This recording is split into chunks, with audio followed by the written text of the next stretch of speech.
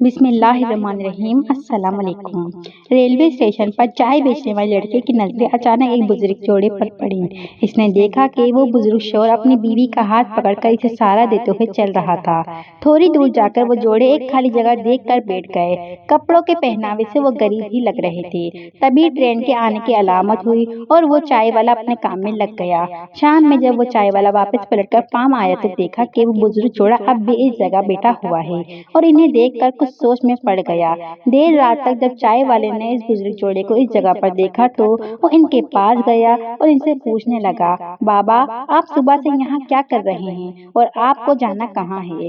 बुजुर्ग शोहर ने अपना जेब से कागज का एक टुकड़ा निकाल कर चाय वाले को दिया और कहा, बेटा हम दोनों में से किसी को पढ़ना नहीं आता। इस कागज में मेरे अपने बेटे का पता लिखा हुआ है। मेरे छोटे बेटे ने कहा था कि अगर भैया आपको लेने ना आ पाए तो आप किसी को भी ये पता बता देना, आपको सही जगह पहुंचा देगा।